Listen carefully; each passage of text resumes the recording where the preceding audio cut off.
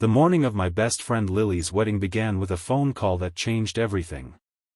My phone rang before sunrise, and when I answered, all I could hear was her crying. "Ethan, please come. I don't know what to do." I threw on a jacket and drove straight to the old church where the ceremony was supposed to take place. The parking lot was almost empty, and the decorations were only half finished. When I found Lily sitting alone on a wooden bench, her wedding dress was beautiful, but her eyes were filled with fear instead of happiness. She looked at me and whispered, "I need you to save my wedding." I had known Lily for 12 years. We had been neighbors as kids, survived high school together, celebrated each other's victories, and helped each other through heartbreaks. She was more like family than a friend. Seeing her like this broke my heart. "Tell me what happened," I said softly. She took a deep breath. "Daniel disappeared this morning. Nobody knows where he is. His phone is off. His parents can't find him. The guests will arrive in less than 2 hours." I couldn't believe what I was hearing. Daniel had always seemed responsible and kind. Running away on his wedding day didn't make any sense. "We'll find him," I promised. Lily wiped away her tears and nodded weakly. Together we began calling everyone who might know where Daniel was. His friends had no answers. His co-workers hadn't seen him. Finally, one of his cousins remembered that Daniel sometimes visited a quiet lake whenever he felt overwhelmed. Without wasting another second, I drove there while Lily stayed at the church with her family. The lake was silent except for the sound of birds. After searching for nearly 20 minutes, I spotted Daniel sitting alone on a wooden dock, staring at the water. He looked exhausted. When he saw me, he lowered his head. "I guess Lily sent you," he said. I sat beside him. "She's terrified. Everyone is looking for you." Daniel sighed. "I'm not running away because I don't love her. I'm running because I'm scared I'll fail her. My father lost everything after he got married. My parents fought every day. I'm afraid I'll become the same husband." I listened carefully before speaking. "Fear doesn't make you weak, Daniel. Running from the woman you love does. Lily doesn't expect perfection. She only wants honesty and commitment." He stayed silent for a long moment.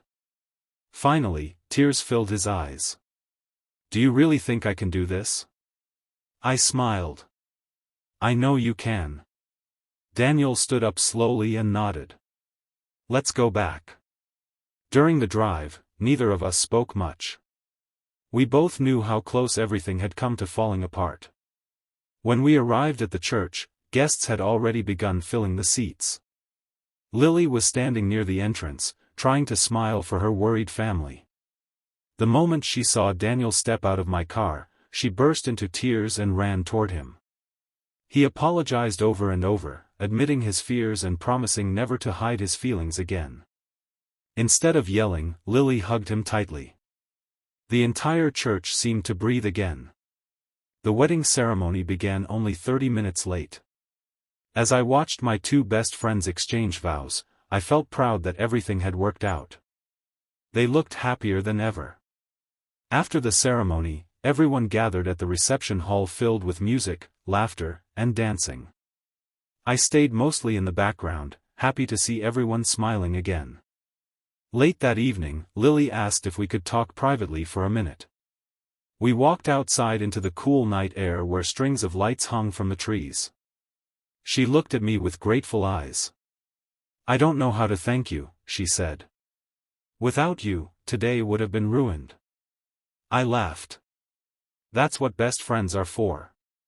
She stepped closer, still smiling through happy tears. Before I realized what was happening, she leaned forward and gave me a quick kiss on the cheek. "Thank you," she whispered. "You'll always be the person who saved the happiest day of my life." I smiled warmly. "Now go back to your husband before he starts wondering where his beautiful bride disappeared." She laughed and returned to the reception. I watched her join Daniel on the dance floor. They looked truly happy together, and that was all I had ever wanted for her. As I prepared to leave, Daniel walked over and shook my hand firmly. "I owe you more than I can ever repay," he said. "No," I replied. "Just spend the rest of your life proving today was worth saving." He smiled and nodded. Months later, the two of them invited me to dinner at their new home. Their marriage wasn't perfect, but it was built on honesty instead of fear.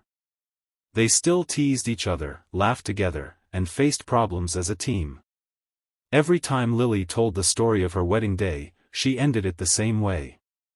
"The hero wasn't the groom or the bride," she would say with a smile. "It was the best friend who refused to give up on us." And every time I heard those words, I realized that sometimes the greatest gift you can give the people you love isn't money or advice. It's simply showing up when they need you most.